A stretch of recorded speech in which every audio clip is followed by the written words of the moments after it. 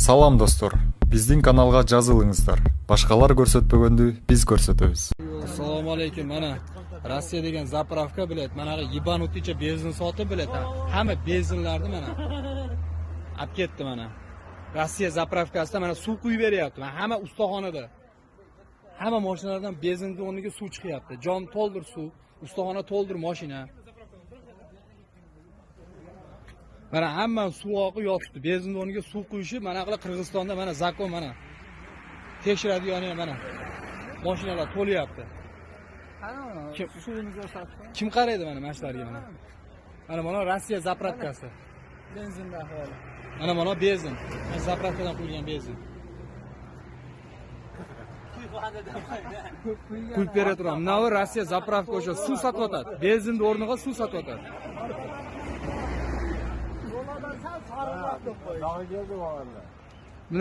Mana o bilmem bir 50-chi mashina bo'lsa kerak mana. Mana ham keldi mana.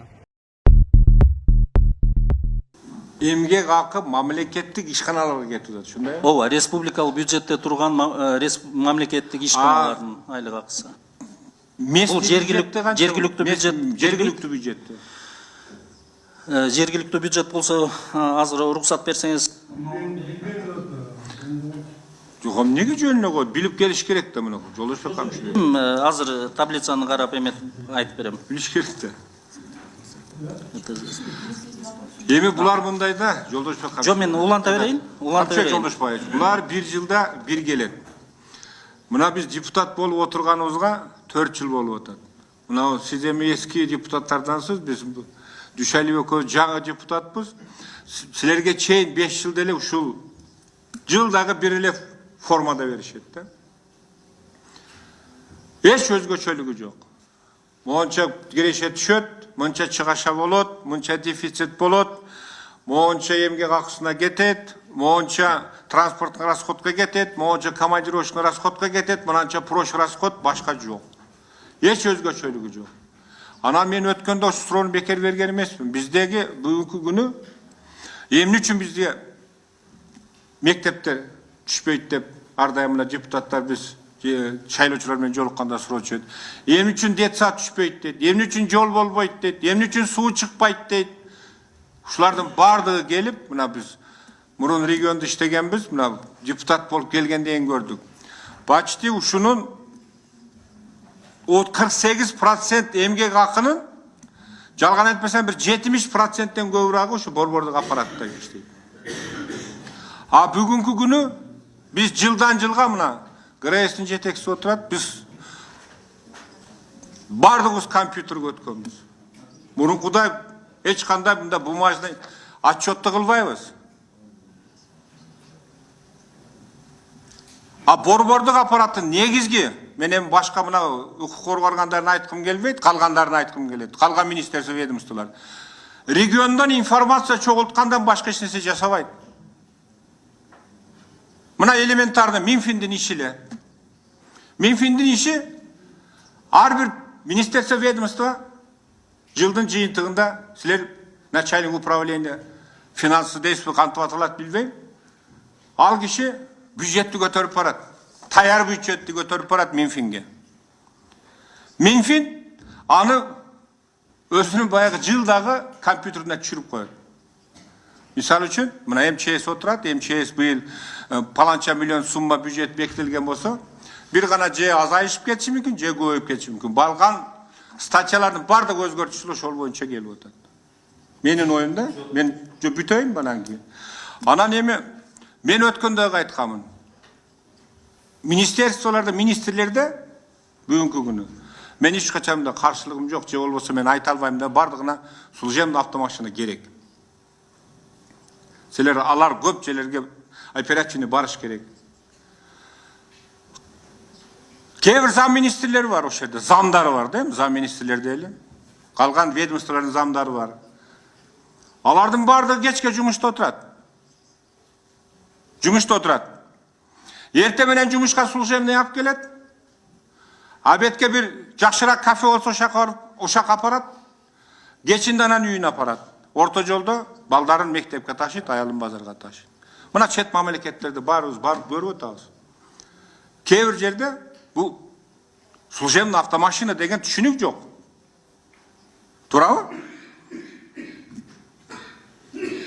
Анан мен ушу бир бюджети ушундай бир таңкыс болуп турганда мамлекетте. Же бардыгыбыз жетиштүү болуп, мектебибиз барды курулуп, детсадтарыбыз баары курулуп, жолдорубуздун баары бүтүп, биздеги Кыргызстанда жашоо жакшы болуп калганда бир 10дон билип алгыла. Андай жарашат эле да. Азыр бизде бир кумтөрдөн башка бир өнүгүп кеткен бир завод фабрикабыз жок. Ошон үчүн мен бая суроо бергеним жок. Налог түшкөн акча, таможнядан түшкөн акча. Негизги бизге түшө турган акча булагыбыз ошол эле.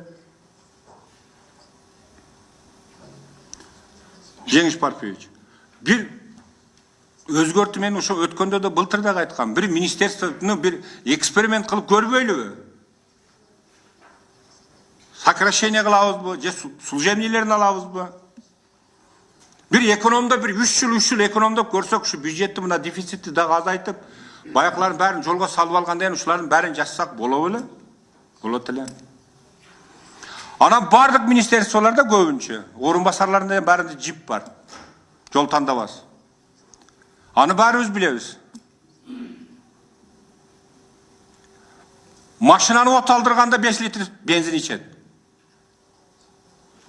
А өкмөттүн токтому менен bir ayga 240 litre mi? 240 litre benzin bölünür. 240 litrede men жалган айтпасам, onu силер 10 күндө жок кылып койду. Калган 20 күндө кандай жөө жүрбөйт. Башка статьядан которуп туруп, ана бензинди куят. Ал жүрүш керек. А bir жипке минимум bir күндө минимум жүрбөйт дегенде 20 литр бензин кетет. Жок, ушулардын бир жолун карабайсыңар менен.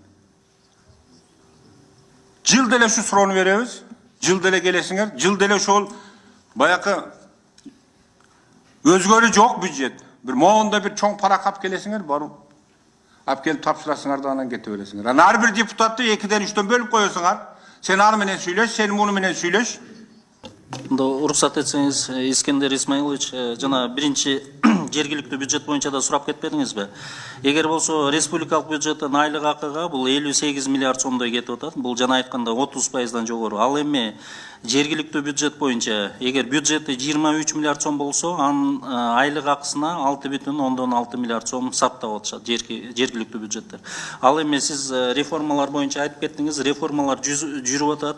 Эгер азыр уруксат берсеңиз алар боюнча айтып кетейин. Жана программный бюджет деп 19-жылы 2 министерство кирди, Минтранс менен здравоохранение министрлиги. Эмки жылга дагы ушул 2 министрлик улантып атабыз. Бир топ өзгөрүүлөр болот. Сиз туура айтып атасыз. Бүгүнкү күндө биз болсо текущий расход, капитальный расход, анан программный расход деп жакшы бөлбөй атабыз. Бирок мындан ары эмки жылдан баштап биз болсо жакшы сунуштарыбызды киргизебиз. Административный текущий расходдор кала берет. Министерство иштегенге. Анткени өзүңүздөр билесиздер да, штаты бар, башкалар бар, канста бар, тигул дегендер. Ал эми бүт программаларды биз өзүнчө чыгара алып атабыз. Бүгүнкү күндө мисалы 2 программа боюнча өзүнчө чыгып атат. Бул судебно-правовой реформа. Анык так билебиз канча каражат кимге керек. Ар бир министрликтер кийин отчетторун берет. Ошол эле бүгүнкү күндө цифровизация боюнча 500 миллион каралган. Биз так билебиз кимге канча бөлүнгөн жана кандай отчеттор болот. Эмки жылдарда биз ойлоп атабыз, бүт кандай программалар болсо бюджет ар бир программа боюнча бөлүнүп келет. Сунушумду айтып атам да, биз Швейцария менен салыштырабыз, башка чет мамлекеттер менен салыштырабыз. Бизден 2 есе эл көптөр бар.